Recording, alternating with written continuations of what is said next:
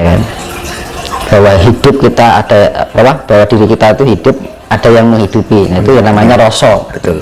Rasa rumangsa kan. Jadi titah ya. Nah, kita punya rasa bertanggung jawab itu dengan menjalani sebuah spiritualitas dengan sifat yang tulus, ikhlas, dan rasa tanggung jawab itu. Kalau ingin menjadi hidup di peradaban baru, ya kita harus pantaskan kita terlebih dahulu. Jangan berangan-angan dulu, tapi pantaskanlah diri kita terlebih dahulu, dan jangan berpikir terlalu jauh dulu. Pikirkanlah diri kita bagaimana gitu loh. Pantaskan diri kita terlebih dahulu, pimpinlah diri kita dahulu. Nggak usah bermuluk-muluk saya ingin menjadi ini, ditugaskan itu, nggak usah. Kalau kita merasa ditugaskan, apa kita sudah bisa memimpin diri kita terlebih dahulu kan gitu. Nah, dengan cara apa? Kita olah cipta, olah rasa, olah jiwa, olah karsa. Kalau kita sudah bisa melatih itu, nanti leluhur yang sudah ngejawantah ini, itu leluhur itu banyak kerajaan loh yang turun. Leluhur Lemuria juga ada, nah, gitu. Nah, itu nanti akan dibantu oleh para leluhur, karena vibrasi putaran cakra roda dunia ini sangat luar biasa, lagi gencar-gencarnya gitu. Nah, itu nanti kita harus mengolah ketenangan kan, gunanya kita mengolah cipta, mengolah rasa, mengolah jiwa, mengolah raga, agar kita, kalau kita bisa menselaraskan, akhirnya tercipta ketenangan ya. Kalau sudah kita tenang kan, kita juga merasakan keseimbangan. Nek seimbangan anakmu damai teman, ya kan. Di dalam kedamaian akan ada pancaran yang namanya energi kasih sayang, welas asih. Nah, welas asih itu modal utama untuk menjadi perilaku yang sifatnya budi pekerti, sifatnya menyejukkan ya kan? Sifat asih kan sifatnya menyejukkan, menenteramkan, memberikan alasa ayam tentrem gitu kan. Jadi nggak ada sifat yang arogan, sifat yang merasa diri keakuan ya kan. Nah, sifat-sifat keakuan itu dihilangkan, sifat-sifat merasa itu dikesampingkan ya kan. Jangan terlalu berangan-angan terlalu jauh lah ya kan. Kita berpikir, pahamilah diri kita dahulu, pantaskanlah diri kita terlebih dahulu. Dengan cara apa? Kita mensefrekuensikan dengan sifat pengejawantahan dari sifat Tuhan ya kan. Ketuhanan, sifat ketuhanan kan, si Tuhan kan sifatnya lembut ya. Sangat lembut. Nah, selembut itu dengan menerapkannya dengan energi kasih. Nah, kalau belum bisa menerapkan itu, ya mana bisa kita pantas. Misalkan gini, kita baru dikecewakan orang aja sudah dongkol. Nah, ya, padahal fondasi utama untuk melatih pribadi kita adalah kesabaran. Kesabaran dasarnya juga kasih.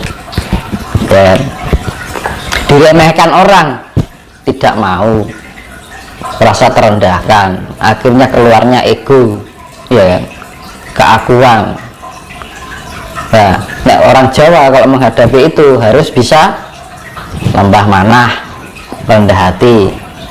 Ibaratnya gini, mengalahlah sampai tak ada seorang pun yang bisa mengalahkanmu kan. Ya kan? Merendahlah sampai tak ada orang pun yang bisa merendahkan. Jadi sifatnya kita Semar kan sifatnya seperti itu. Nanti wongi petewo dewi kan. Kita misalkan gini contohnya, wah itu kamu apa? Misalkan kita dibanding-bandingkan sama orang ini, ya kan? Kita jangan meninggikan diri kita untuk mengimbanginya, tapi dengan cara apa? Ngelulu misalnya ini, misalnya aku direndahkan nih, justru kalau ketika saya direndahkan, malah saya junjung dia, wah jenengan hebat, saya hanya orang biasa. Nah, itu caranya seperti itu. Manakala kita berbicara itu dia akan tumbuh dengan sendirinya. Betul Mas. Ya.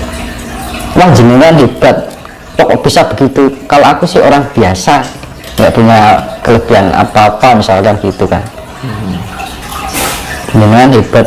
Orang ketika disanjung gitu-gitu kan malah pakai wudi. Cara menghadapinya seperti itu. Menang kan ngasorake, iya kan? Iya. Berarti intinya kunci untuk mengetahui dan menentukan itu harus mengenal jati diri sendiri. Nah itu kuncinya itu tadi. 4 itu tadi dijalankan. Yang satu sifat ini kunci, yaitu hasilnya itu adalah kita bisa mulat sariro. Hukum cermin, hukum feedback. Makanya karma itu juga berjalannya seperti cermin. Manakala kita di hadapan cermin ini, kita kalau mengeluarkan cahaya biru, yang mantul juga warna biru. Kita mengeluarkan cahaya merah, yang mantul juga warna merah. Sama aja. Kalau kita memberikan yang kita pancarkan kesejukan, yang kita terima juga kesejukan. Begitu juga kita pancarkan buat orang lain. Jadi yang namanya kedamaian itu menjadi pribadi yang damai, itu pribadi yang sifatnya menyejukkan. Orang terus golek bener, golek anyel-anyelan, mencari kebenaran, menyalahkan yang lain sampai lupa menyalahkan diri kita sendiri. Nah itu loh Mas, kita berbicara tentang perubahan peradaban kehidupan baru. Apakah sekarang ini Mas Tinus sudah melihat tanda-tanda bahwa akan ada tanda-tanda yang bisa dilihat dengan kasat mata yang nanti akan untuk menyongsong era kehidupan yang baru itu? Kalau sekarang sudah tampak Mas tanda-tanda itu? Tampaknya ya alam itu, perubahan alam itu yang bencana di mana itu kan tampak itu Mas. Berarti itu tanda salah satu. Tapi justru yang lebih banyak tampaknya tuh yang tidak kelihatan. Karena zaman sekarang itu orang percaya itu nek wis ketok moto ning ngarepe lagi percaya kan gitu. Kadang-kadang gini, misalkan ya, saya tahu yang sifatnya yang non maya ini. Ya, ini misalkan secara non maya ini ada energi yang kekuatan ini akan menyebabkan nanti proses terjadinya suatu bencana besar nih. Kita sudah responsif pada getaran-getaran dan vibrasi alam, ya kan? Yang tidak bisa dilihat oleh mata lahir. Kemudian saya memberitahukan pada orang lain, misalkan, ya, orang itu tidak percaya. Jarine kuwi itu tidak ada rahasia, itu rahasia Tuhan, tidak ada yang mengetahui. Nah itu loh pikiran yang sempit seperti itu. Kadang kita diberikan potensi atau yang namanya kelebihan pada Tuhan tidak dipakai kan gitu kadang. Nah gunanya kita mengolah diri itu biar kita bisa merasakan kepekaan kita, merasakan getaran-getaran sesuatu yang akan terjadi. Dulu kita kan juga gitu. Jadi mau akan terjadi itu wis vibrasinya itu bisa dirasakan terlebih sebelum itu terjadi.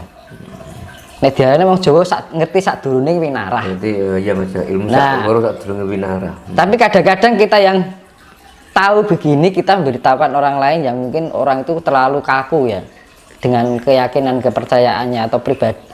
Ya akhirnya membuat pribadinya juga ikut kaku kan. Karena sudah ajarannya dia menerapkan ajaran yang kaku, pribadinya ikut-ikut kaku. Akhirnya sampai-sampai kita memberikan masukan aja hal yang baik itu bisa menjadi pikiran yang negatif.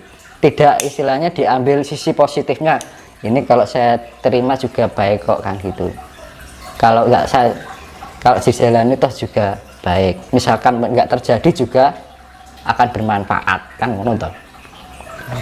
Nek zaman saiki tidak menggunakan frekuensi itu untuk merasakan getaran-getaran kan kita menggunakan frekuensi ya kan. Tingkat frekuensi itu yang namanya kepekaan indera kita kan menggunakan frekuensi itu tadi. Nah itu kita bisa merasakan itu. Tapi zaman sekarang wong nek rong ngerti ketok moto iki rong percaya. Lah nek wis ketok moto lagi percaya. Ning percayane iki wis ora siap posisine. Kan gitu. Kondisi posisi sudah tidak siap. Ya toh.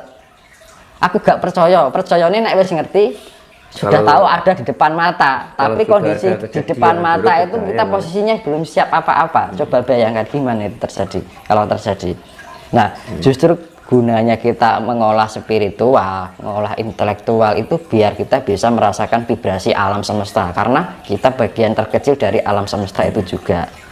Nah, kalau kita bisa memahami frekuensi dari vibrasi getaran vibrasi alam semesta ini, kita lebih bisa memahami sesuatu yang reflektivitas dari dalam diri kita agar bisa memahami kondisi alam semesta.